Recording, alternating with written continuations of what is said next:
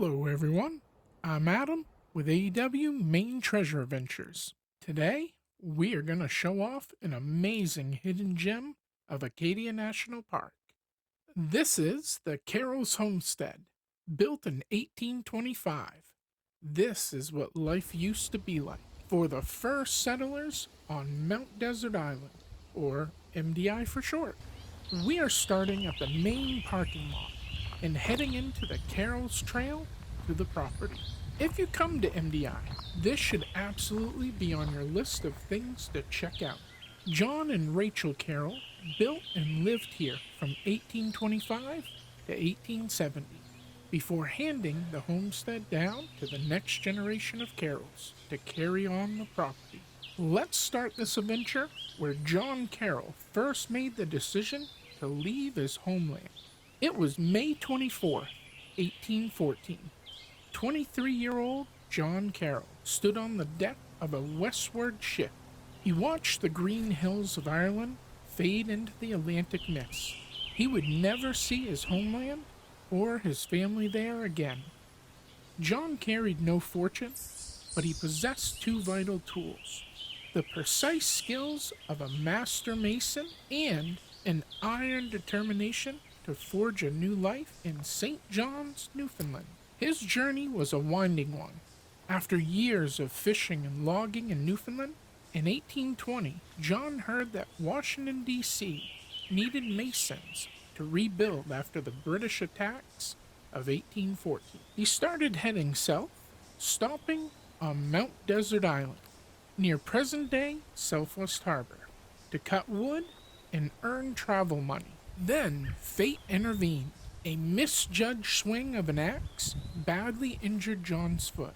A fellow lumberjack, Enoch Lurie, took the stranded John Carroll to his home to recover. There, John met Enoch's sister, Rachel. Rachel nursed John back to health. The connection was instant. On Christmas Day, 1822, John, the immigrant mason, and Rachel, the island girl, were married. John's dream of Washington, D.C. vanished, replaced by a new, better vision, right here on the island. For 3 years, he cleared the rugged land.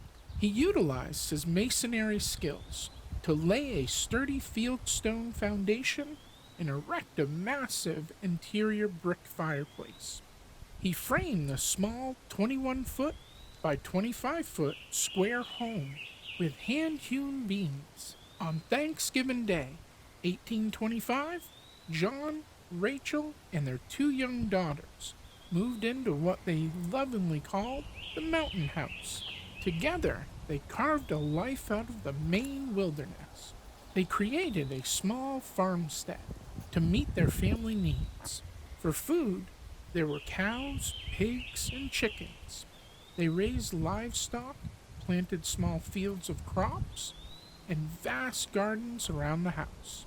They would make everything that they could by hand. For example, their clothes. They spun their own wool and grew flocks for linen. The ocean, lakes, and woods provided what the farmland could not.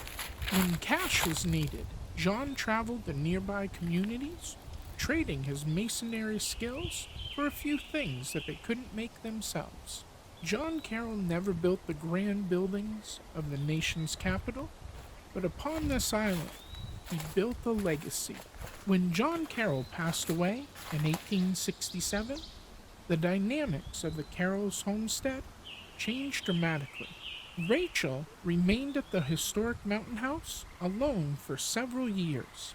It wasn't until 1871 that the second generation, John's only son, Jacob Carroll, moved in to start his own family.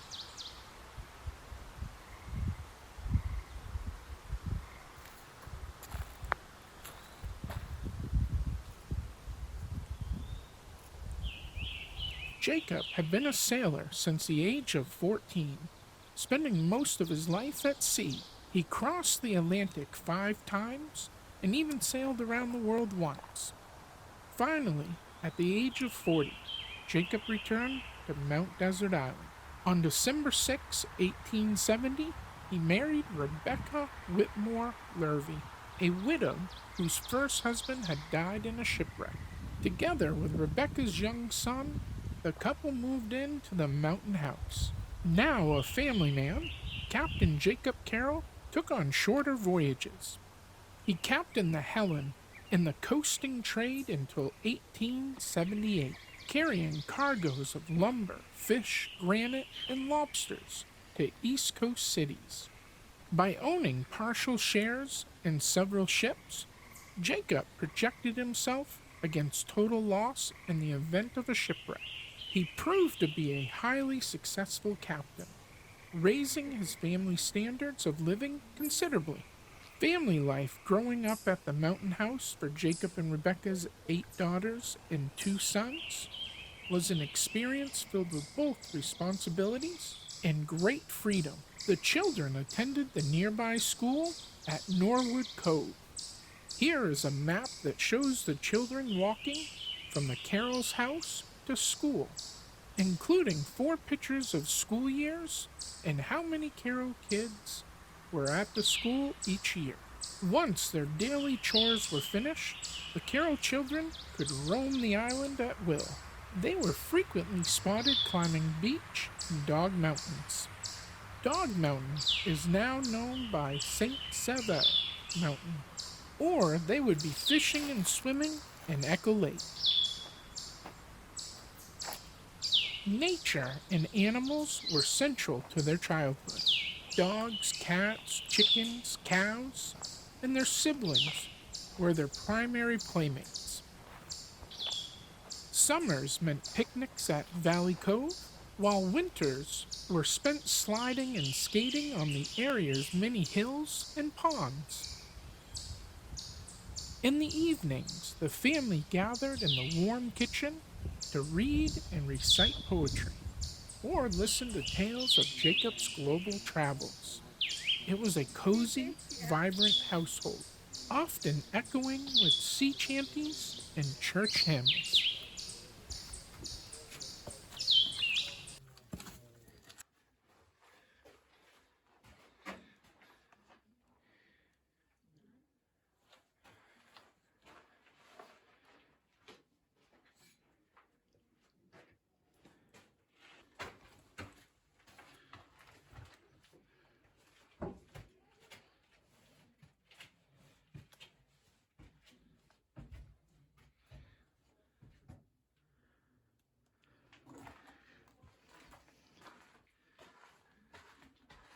Following Jacob Carroll's death in 1899, at age 69, his eldest son, John, took over the family farm as the head of the third generation of Carrolls at the mountain house.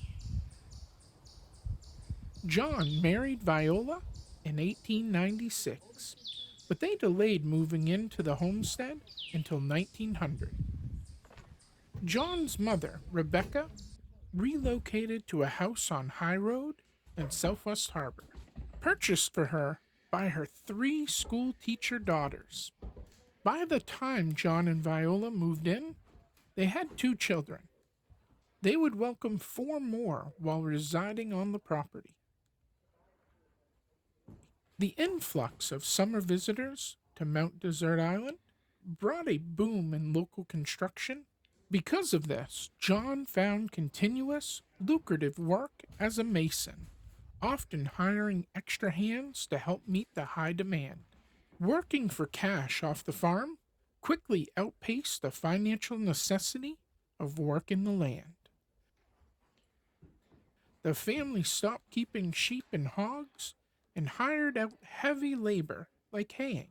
Despite the shift towards cash wages, the Carrolls remained highly self sufficient and frugal by nature. John delighted by his fruit trees, often acquiring grafts from masonry clients. These apple trees were scattered along the edge of the open fields rather than placed in a single traditional orchard. Viola continued to sew all the family's clothing and piecing together colorful scraps to create quilted bed covers. John even made and repaired the family's shoes. The younger Carrolls found their own ways to earn spending money by selling extra garden vegetables and hand picked blueberries to the island's summer visitors. Previous generations walked everywhere, relying primarily on what they could grow. With John's success as a mason, cash allowed the family to buy books, toys, a sewing machine, and a horse and carriage.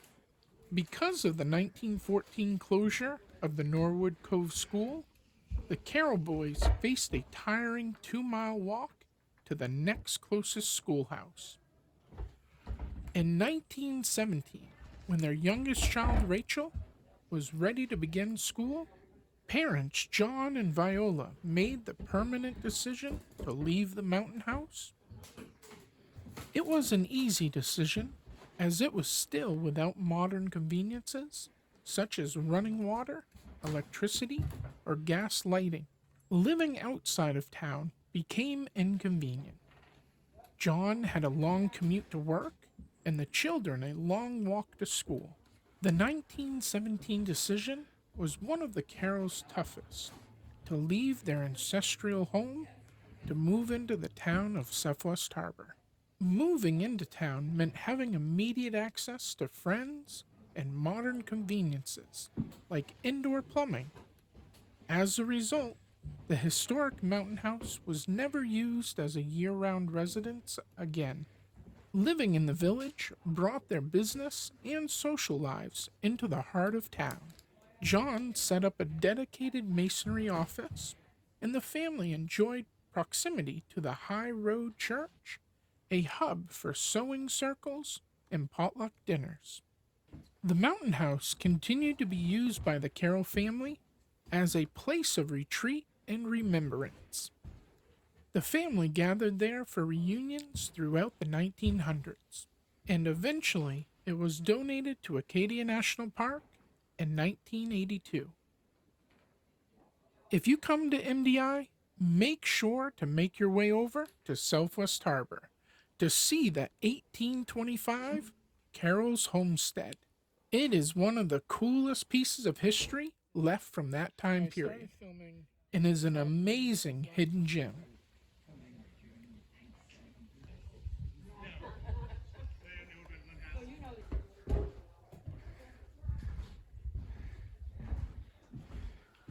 The attic stairs are not in stable condition. They are paper thin. Nobody is allowed up there anymore, including the park rangers. However, I was allowed to carefully step up on the very sides of the stairs to get some video of the attic. I had permission from the head park ranger to do this. Please do not attempt, as it is dangerous, and you could get hurt. Plus, it has signs for a reason, stating do not climb the stairs.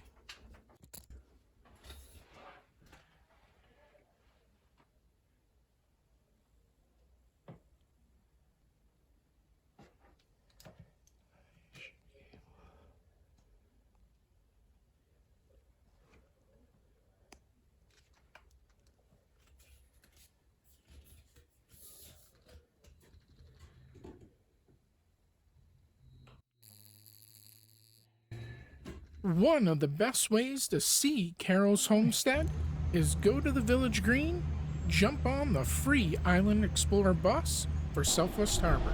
It's the number 7 bus. Ask the driver about being dropped off as close to the Carroll's Homestead as it's not a typical stop. They will do their best to get you as close as possible. Walk up the dirt road a short distance and you'll be at the homestead. If you are driving yourself, the first parking lot that you come to is the main lot. If you need handicap parking, the homestead has another parking lot all the way up the driveway that is handicap parking only. In 2025, the Carroll's Homestead celebrated 200 years. Tons of Carroll's descendants joined for this celebration. Until the next adventure, AEW out.